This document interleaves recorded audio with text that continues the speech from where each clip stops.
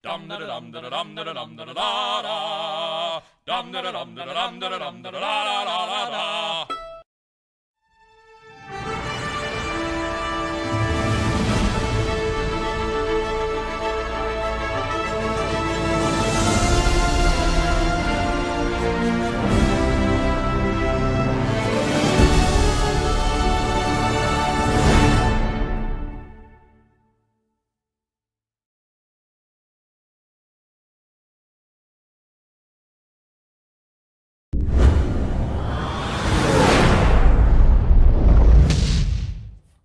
Okay, I'm going to be starting a buddy build with 3 other guys, but before I get into that, I want to show a wonderful gift. This is a gift from my good friend Ron Orr of Sci Fi Model Shop, and all the guys that I mentioned in this video, I will post a link down in the description to their channel and everything. These are coasters. Star Trek coasters. Now how cool is that? And they're all 3D printed, and I just want you to look at the quality of this. It just blows my mind that these are 3D printed. I wish I could get this kind of quality out of my little cheapo printer. But there's 6 of the coasters all together, and they're all the same. But what makes this even more wonderful is Captain Kenny May. This is excellent. He personalized this for me, and this is just wonderful. And again, just look at the quality. 3D print. It is just unbelievable that this was 3D printed. It's just gorgeous. But so thank you very much, Ron. I greatly appreciate this. This really kicks off this buddy build and makes it official, I guess. And now I'm Captain Kenny May. I love it. So I'll put these back in here and push this back a little bit. And what the buddy build is going to be all about is this right here. The USS Franklin from Star Trek Beyond. There's going to be 3 other guys building in this buddy build with me, and in no particular order, they are going to be Ron Orr of Sci Fi Model Shop, Oron Jacobs, his YouTube channel is The Captain, and Dennis Statler, and his YouTube channel is Federation Shipyard. And like I say, I'll post links down in the description. We're all 4 going to be building the Franklin starting this weekend. And I forget what the date is, believe it or not. It's Friday, March 8th. So Saturday, March 9th is the official kickoff of the buddy build. It won't hurt to get started early, because I plan on starting to do a little bit of preliminary stuff now. But you're gonna see 4 guys build the same model, but you'll see 4 different versions of it. And starting off with one of my main differences is the base. I just picked this up at Hobby Lobby it was on clearance for like $3 and something. I love picking these wooden bases up because it allows you to put your push buttons in. You can put a hole in there for a mounting stand, and I always use 2-part epoxy putty, like a epoxy sculpt or something, and I put in here to support the pole that holds it, and a little on-off switches, and this is the kit base part of it. I'm not going to use the other part because there's like a horseshoe ring that holds the ship, and it just looks funky.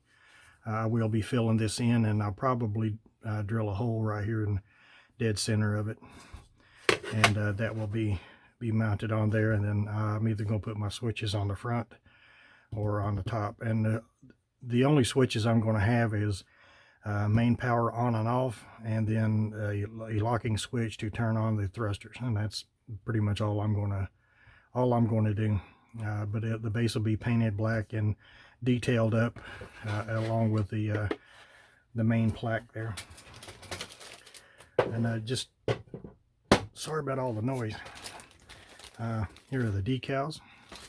See if I can get a little more light on it. But here are the decals, and you get two sets of decals. You get a set to make it look new and a set to make it look weathered. And yeah, I'm going to the weathered, or with the weathered version. These are the clear parts, and I'm not taking these out of this one out of the package at the moment. You got your warp engine scoops here, the nacelle ends, and you got all kinds of windows and just different parts. Mostly windows and the nacelle ends for the Bizarre collectors. Here's the bottom hull of the ship, and of course this will come out. I'll probably end up putting a mounting pole right there, dead center of that. That seems to be the balance point. I've been looking at it. This is the top section of the hull, and you can see it says USS Franklin NX326. So, and then this is just various parts. These are part of the warp engines, the pylons, and this is part of that funky stand that I was talking about. These are the warp nacelle end cap holders. The clear parts go in here. And I'm not putting a fancy spinning light effect in here. I'm going to use flickering LEDs because I just wanted to have a little bit of motion. I don't care about the spinning part of it, and just various other parts. This is the back section. I think that might be I don't know if that's the warp drive or the impulse drive or not. And just more various parts. These are the window sections. Not sure exactly what those are. Just some detail parts. Here is top of one of the warp engines, and this looks like the part that goes in front of the bridge, and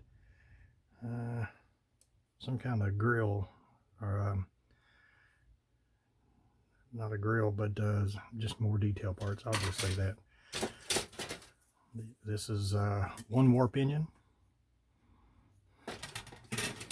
and then the other warp engine,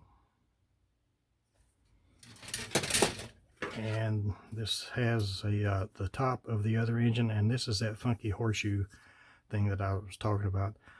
The ship is supposed to just sit down in there and it cradles the ship, but it's precarious at best, and it doesn't give you the support. You know, especially after you put wiring and stuff in, it's going to be a little heavier than normal.